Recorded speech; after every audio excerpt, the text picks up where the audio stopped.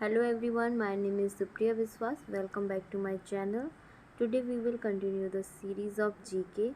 आज हम गुप्त साम्राज्य के बारे में पढ़ेंगे जो कि हर एग्ज़ाम में पूछा जाता है। ये SSC CGL, MPSI, MP constable, forest guard each exam जो जीके को कवर करता है उसके लिए इम्पॉर्टेंट है।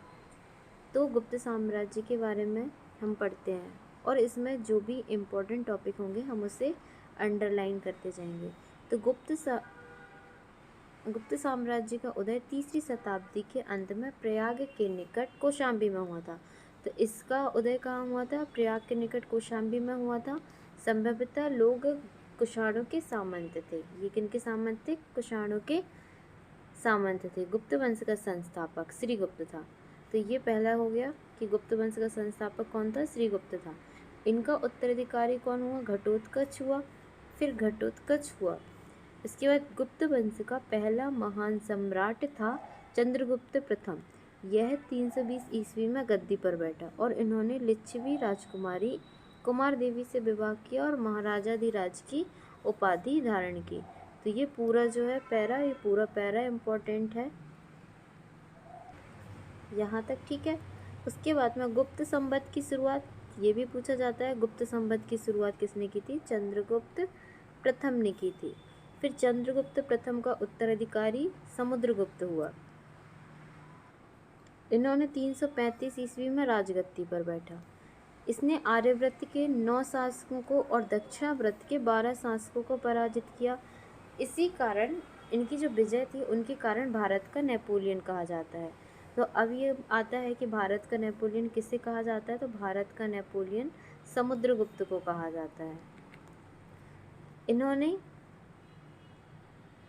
अश्वमेधकर्ता, विक्रमंक और परम भागवत इनकी उपाधि धारण की।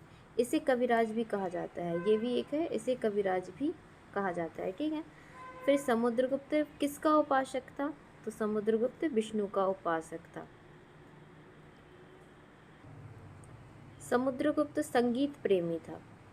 ऐसा अनुमान उनके सिक्कों पर उसे बीड़ा वादन करते हुए दिखाए जाने से लगाया जाता है। ऐसा पूछा जाता है कि किनके सिक्कों पर बीड़ा वादन करते हुए दिखाया गया है, तो वह कौन है? समुद्रगुप्त है। अगला है कि समुद्रगुप्त के दरबारी कवि कौन थे? हरिशेन थे। ये भी इम्पोर्टेंट है। इसने इलाहाबाद प्रशस्ति लेख की रचना की थी। परम भागवत की उपाधि धारण करने वाला प्रथम गुप्त शासक भी समुद्रगुप्त था, जो कि हम ऊपर देख चुके हैं, है ना। समुद्रगुप्त का उत्तराधिकारी चंद्रगुप्त द्वितीय हुआ। चंद्रगुप्त द्वितीय के टाइम पे कौन आया था? ये बाहर से आए हुए यात्री हैं, इन्हें याद करना होता है, ठीक है। तो समुद्रगुप्त का उत्तराधिकारी कौन हुआ? चंद्रगुप्त द्वितीय हुआ। चंद्रगुप्त द्वितीय के शासनकाल में चीनी बौद्ध यात्री फाहियान भारत आया था। ये भी पूछता है। शकों पर विजय के उपलक्ष्य में चंद्रगुप्त द्वितीय ने चांदी के सिक्के चलाए। चंद्रगुप्त द्वितीय ने विक्रमादित्य की उपाधि धारण की। यह उपाधि इससे पूर्व 57 ईस्वी पूर्व में उज्जैन के शासक ने भी पश्चिमी भारत में शक क्षत्रपों पर विजय पाने के उपलक्ष्य में धारण की थी। साप चंद्रगुप्त द्वितीय का राजकवि था। अब चंद्रगुप्त द्वितीय का राजकवि कौन था? तो ये साप था, ठीक है। चंद्रगुप्त द्वितीय के समय में पाटलिपुत्र और उज्जैनी विद्या के प्रमुख केंद्र थे। अनुसूची के अनुसार चंद्रगुप्त द्वितीय के दरबार में 9 विद्वानों की एक मंडली निवास करती थी, जिसे नवरत्न कहते थे। तो नवरत्न किनके दरबार में थे? चंद्रगुप्त द्वितीय के दरबार में भी थे, ठीक है। महाकवि कालिदास संभवतः इनमें अग्रगण्य थे। कालिदास के अतिरिक्त धन्वंतरी, छप्पड़क, अमर सिंह, शंकु, बेताल भट्ट, घटकपर, बराहमिहिर और बररुचि थे। बराहमिहिर का याद रखना कि ये खगोल विज्ञानी थे। उसके बाद में अमर सिंह का याद रखना कि ये कोशकार थे। छपड़क जो है कौन थे? फलित ज्योतिष के विद्वान थे और धन्वंतरी थे, ठीक है। उसके बाद में चंद्रगुप्त द्वितीय का संधि विग्रहिक सचिव वीरसेन शैव मतावलंबी था। जिसने शिव की पूजा के लिए उदयगिरी पहाड़ी पर एक गुफा का निर्माण करवाया। वीरसेन व्याकरण, न्याय, मीमांसा एवं शब्द का प्रकांड पंडित और एक कवि था। चंद्रगुप्त द्वितीय का उत्तराधिकारी कुमारगुप्त प्रथम या गोविंदगुप्त हुआ। नालंदा विश्वविद्यालय की स्थापना किसने की? तो ये कुमारगुप्त ने की थी। ठीक है। कुमारगुप्त प्रथम का उत्तराधिकारी स्कंदगुप्त हुआ। स्कंदगुप्त ने क्या किया था? गिरनार पर्वत पर सुदर्शन झील का पुनरुद्धार करवाया था।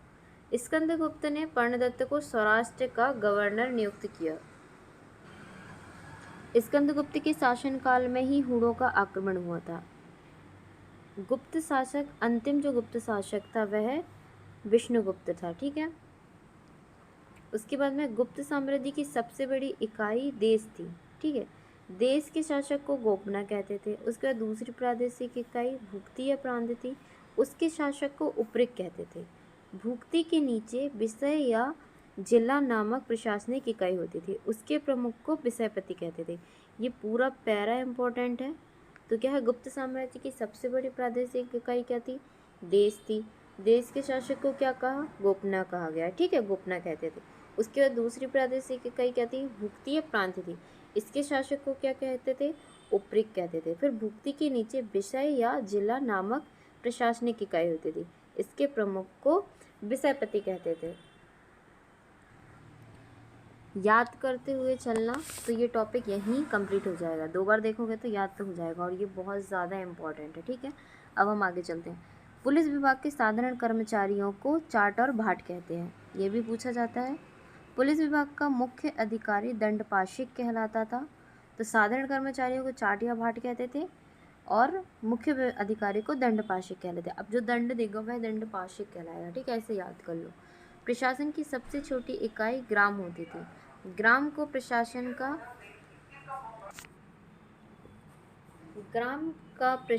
ग्राम सभा के द्वारा संचालित होता था और ग्राम सभा की मुखिया ग्रामिक कहलाता था। ठीक है।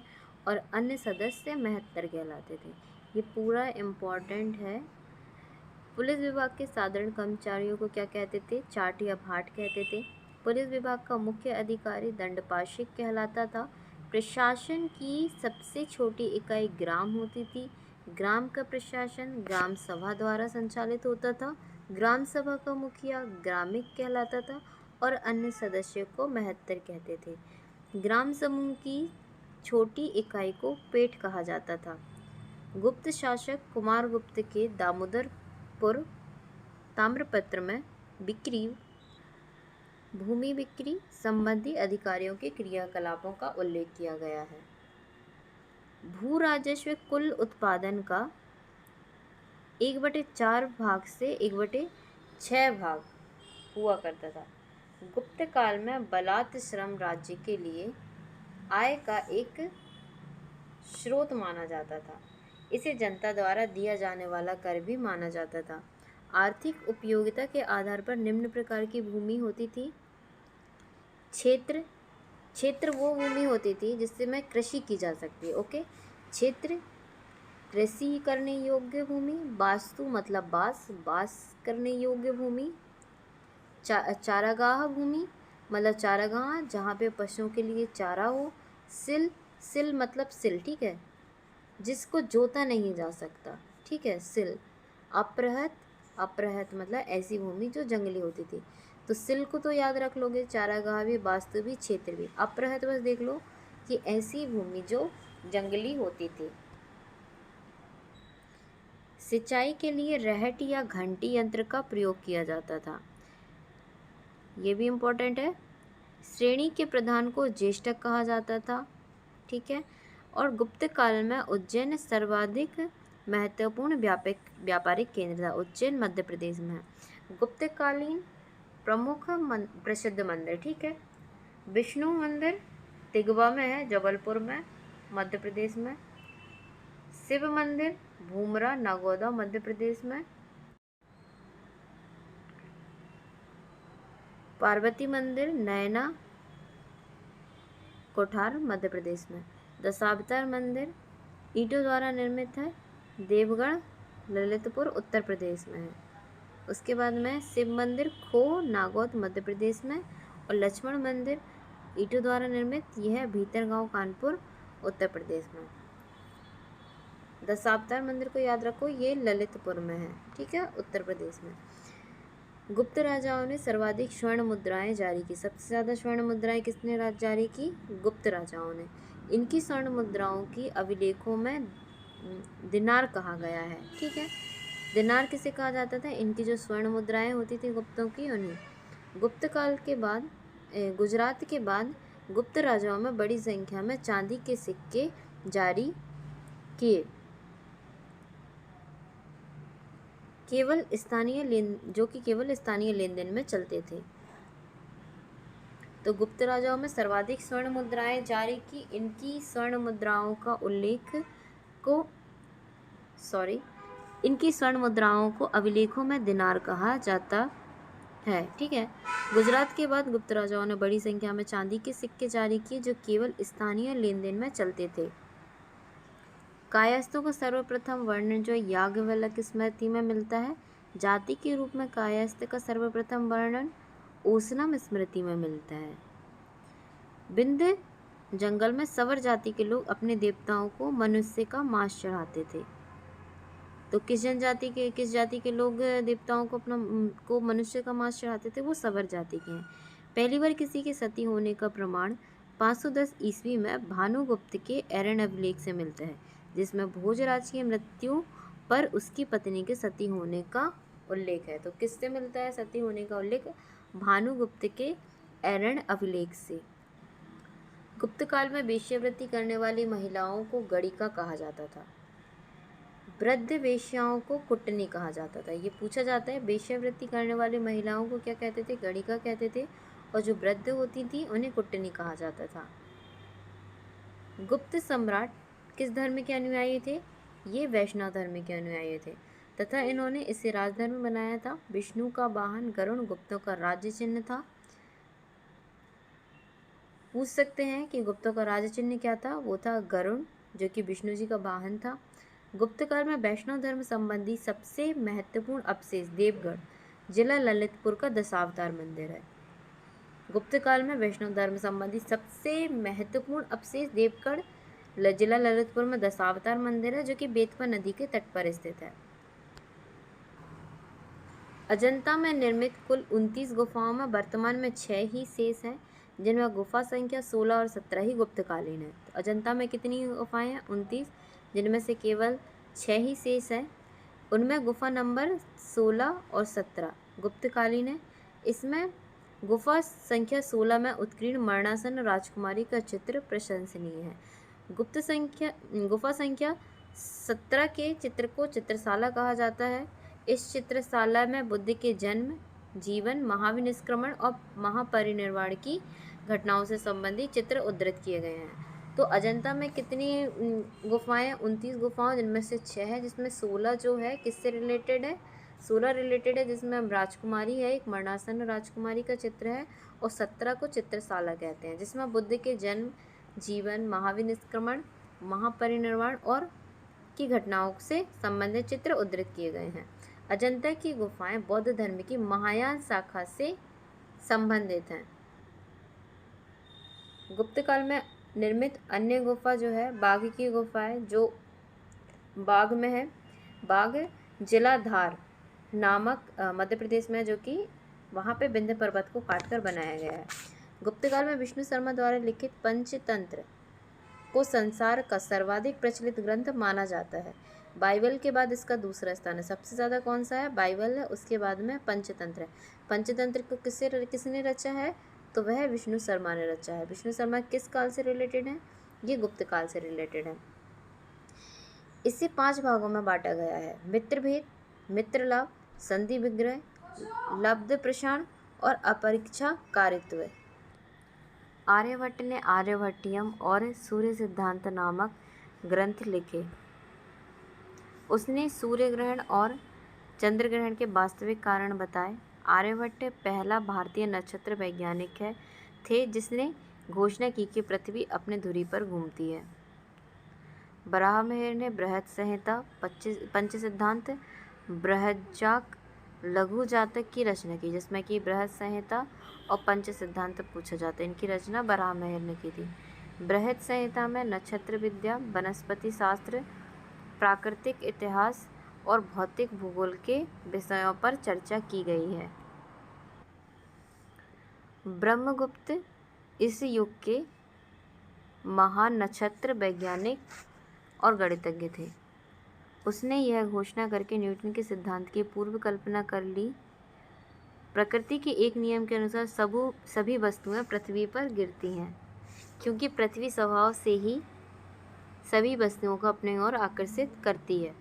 गुप्त काल में कांडव ने पशु चिकित्सा पर हताश्चार्वेद लिखा। नवनीतकम की रचना गुप्त काल में की गई। इस पुस्तक में नुस्खे, सूत्र और उपचार विधियां दी गई हैं। पुराणों की वर्तमान रूप में रचना गुप्त काल में हुई थी। इसमें ऐतिहासिक परंपराओं का उल्लेख है ना। संस्कृत गुप्त राजाओं की शासकीय भाषा थी। तो शासकीय भाषा क्या थी गुप्तों की? तो वो संस्कृत थी। गुप्त काल में चांदी के सिक्कों को रुपये का कहा जाता था। ये भी एग्जाम में पूछा जाता है कि गुप्त काल में चांदी के सिक्कों को क्या कहा जाता था?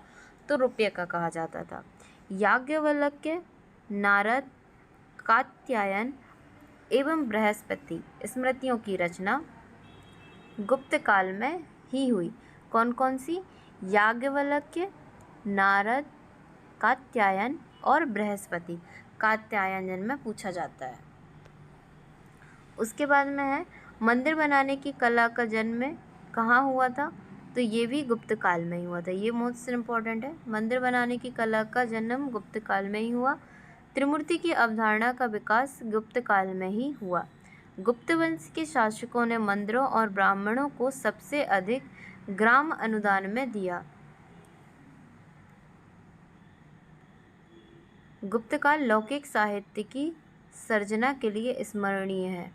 भास के 13 नाटक इसी काल के हैं। ठीक है, भास के कौन से 13 नाटक इसी काल के हैं, ये भी इम्पोर्टेंट है। उसके बाद में शूद्रक का लिखा नाटक मृच्छकटिकम या माटी की खिलौना गाड़ी, जिसमें निर्धन ब्राह्मण के साथ में एक वेश्या का प्रेम वर्णित है। प्राचीन नाटकों में सर्वोत्कृष्ट माना जाता है। तो ये वाला पूछा जाता है कि शूद्रक का जो मृच्छकटिकम है किसने लिखा था? मृच्छकटिकम शूद्रक ने लिखा था, जिसमें क्या दिखाया गया है कि एक निर्धन ब्राह्मण के साथ में एक वेश्या का प्रेम दिखाया गया है। ठीक है। फिर कालिदास की कृति अभिज्ञान शकुंतलम, जिसमें कि राजा दुष्यंत और शकुंतला की प्रेम कथा, ये एग्जाम में पूछा गया है रिसेंटली कि शकुंतलम जो अभिज्ञान शकुंतलम है उसमें किस किस के प्रेम का वर्णन है? तो राजा दुष्यंत और शकुंतला की प्रेम कथा का वर्णन है। ठीक है, जो कि कालिदास के द्वारा लिखा गया था। इसका अनुवाद यूरोपीय भाषा में हुआ। ऐसी प्रथम रचना है भगवत गीता। ठीक है, तो भगवत गीता का पहले यूरोपीय भाषा में हुआ था अनुवाद, फिर उसके बाद में किसका हुआ? अभिज्ञान शकुंतलम का। सांस्कृतिक उपलब्धि के कारण गुप्त काल को ही भारतीय इतिहास का स्वर्ण युग कहा जाता है। तो भारतीय इतिहास का स्वर्ण युग किसे कहा जाता है? ये भी इम्पोर्टेंट है। तो ये है गुप्त काल। ठीक है।